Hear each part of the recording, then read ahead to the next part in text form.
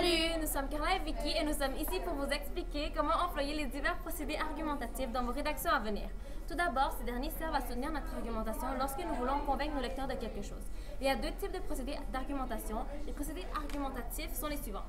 Le premier est les procédés graphiques. Marques graphiques ou typographiques qui mettent de l'information en valeur, comme l'articulation du raisonnement. Exemple, pour défendre notre point de vue, 3 arguments seront mis de l'avant. L'importance du rôle de l'État, le respect des droits individuels et collectifs, le partage équitable des richesses. Les 3 marques ici sont des procédés graphiques, des exemples de procédés graphiques qui viennent mettre en valeur les arguments qui sont mis de l'avant. Un autre procédé est l'exemple. Présentation d'un fait, d'une personne, d'une chose, etc. En vue d'illustrer concrètement un propos, de renforcer un raisonnement. Il ne faut pas s'attendre à ce que toute personne travaille dans notre société. Par exemple, une personne handicapée est parfois incapable de se conformer aux exigences du milieu du travail. Dans ces textes argumentatifs, il est essentiel de renforcer notre avis en ajoutant des exemples. Les exemples donnés proviennent souvent des faits, des opinions et des citations.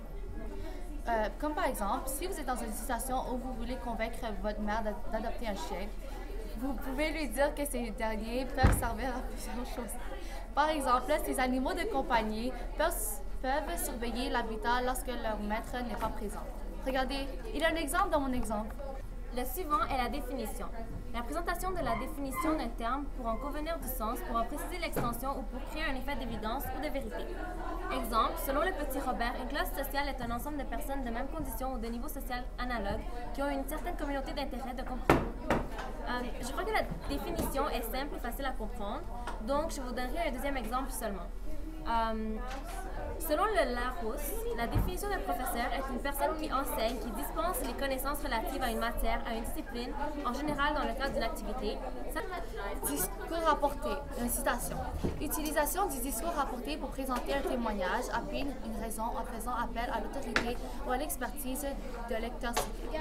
Une récente étude du groupe de recherche XYZ est arrivée à la conclusion que le chômage est une nette diminution au Canada, mais que l'aide sociale en est hausse constante. Dans un texte argumentatif, le témoignage d'un voyant est présent pour fortifier le raisonnement donné. Par exemple, pour démontrer que dessiner est bon pour l'imaginaire des enfants, nous pourrions utiliser la citation suivante. Faire de la bande dessinée, c'est comme voir ses rêves, de Chris Webb. Maintenant pour les questionnements. La formulation à l'aide de questions pour susciter une réflexion, proposer un choix de solution, vérifier une raison, mettre en doute un raisonnement, etc. Les questionnements feront sûrement réfléchir les lecteurs à propos d'une réalité à laquelle ils n'avaient pas pensé auparavant. Exemple, le problème de l'itinérance est loin d'être facile à régler. Est-ce normal qu'il y ait autant de sans-abri dans les grandes villes? Comment peut-on faire pour les réintégrer dans la société? Un deuxième exemple serait, pourquoi ne doit-on pas cueillir des fleurs? Cueillir une fleur, c'est faire disparaître une plante. OK. Une narration est un court récit qui consiste à raconter un événement de la vie quotidienne pour appuyer un argument basé sur des faits. Un exemple serait « Les gens n'ont plus aucune compassion envers les sans-abri ». Il n'y a pas si longtemps, on a rapporté dans le bulletin de nouvelles qu'un itinérant était mort gelé sur un trottoir où passaient des gens qui auraient pu lui venir en aide. Donc, comme la définition l'explique, la narration est une courte anecdote racontée pour appuyer la thèse de notre perspective. Un exemple, les résultats scolaires ne présentent pas toujours notre avenir. Par exemple, Einstein est considéré comme un des plus grands scientifiques ayant vécu, cependant sa performance à l'école n'était pas toujours la meilleure et il était vu comme un étudiant régulier. La description. Présentation d'un être, d'une situation, d'un concept pour en expliciter des caractéristiques, renforcer un raisonnement. Exemple, depuis un siècle, la société a beaucoup changé. Autrefois, elle comportait plusieurs classes sociales qui obéissaient à des normes précises. Aujourd'hui, elle se résume plutôt à 2 classes, les riches et les pauvres. Et le fossé entre les deux ne cesse de se creuser. La description permet de définir en profondeur pour aider à la compréhension du lecteur. Un deuxième exemple serait les écoles ne sont pas semblables. Notre école est sombre et les couleurs sont simples. Les rampes d'escalier et les portes sont faites en bois. Une explication est la présentation du pourquoi d'une réalité, c'est-à-dire les causes et les conséquences qui sont liées, pour appuyer un raisonnement. Un exemple serait, depuis un siècle, la société a beaucoup changé. Différentes causes peuvent expliquer cette transformation. Les nombreux changements technologiques, la croissance des médias de masse, l'importance accrue accordée à l'éducation, l'étalement urbain, etc.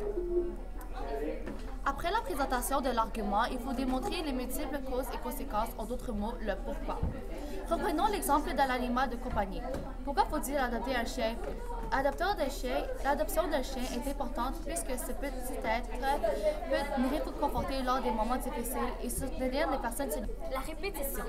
Emploie de même terme en vue de créer un effet d'emphase pour mieux convaincre le destinataire.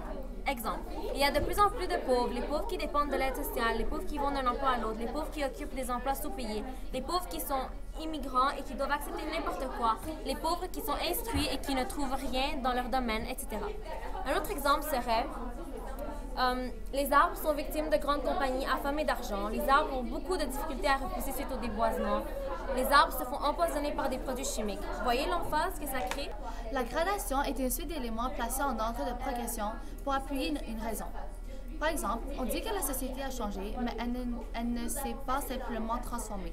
Elle s'est métamorphosée, a bouleversé ses fondements et a pratiquement révolutionné ses manières d'agir et de penser. Alors, la gradation, on peut l'utiliser pour justifier un argument. La gradation est un enchaînement d'éléments placés en ordre de progression. Par exemple, notre monde est infini. Univers, super amas de galaxies, galaxies, bras de galaxies, système solaire, planète, continent, etc. L'accumulation. Ensemble d'éléments qui concourent à créer un effet d'emphase pour appuyer un raisonnement. Exemple, plusieurs phénomènes sociaux sont alarmants. Accroissement marqué de la violence, augmentation importante de la pornographie, hausse significative du taux de suicide, progression inquiétante des dépendances de toutes sortes.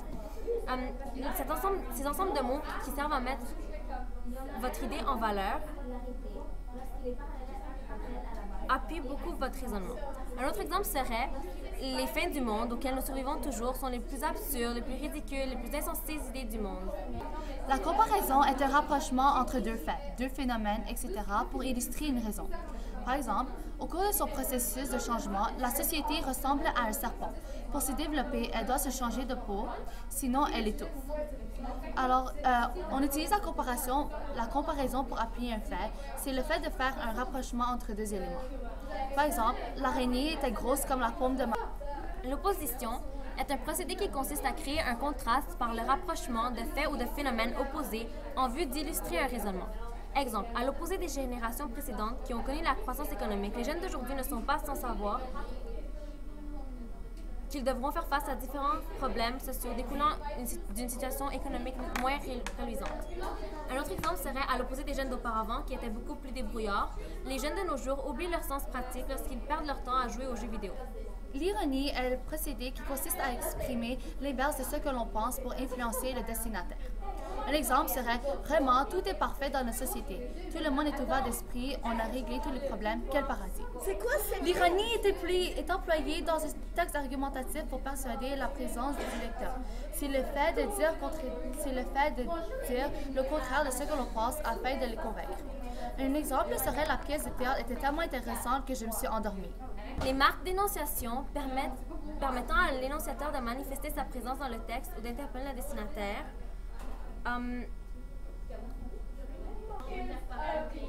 Ces marques permettent aux écrivains de partager leurs idées. Pardon, je vais recommencer. Les marques d'énonciation servent au partage des idées entre l'écrivain et le lecteur. Comme un exemple, nous avons la compréhension de texte de Mianet, La Chambre bleue. N'y avait-il pas de marque d'énonciation? Mais si le narrateur se permettait de manifester sa présence lors du récit, nous pouvons reproduire ce que nous avons vu, mais en soutenant nos arguments de notre texte argumentatif. Les marqueurs de modalité servent à nuancer la position de l'énonciateur au cours de son raisonnement. C'est des marques qui sont présentes pour varier l'opinion de l'émetteur lorsqu'il décrit son argument. Par exemple, il est évident que ce n'est pas toute la population qui est contre la peine de mort. Merci d'avoir regardé notre vidéo et nous espérons que nous avons aidé à comprendre les procédés Merci d'avoir regardé notre vidéo et nous espérons que nous vous avons aidé à comprendre les procédés argumentatifs. Bonne chance!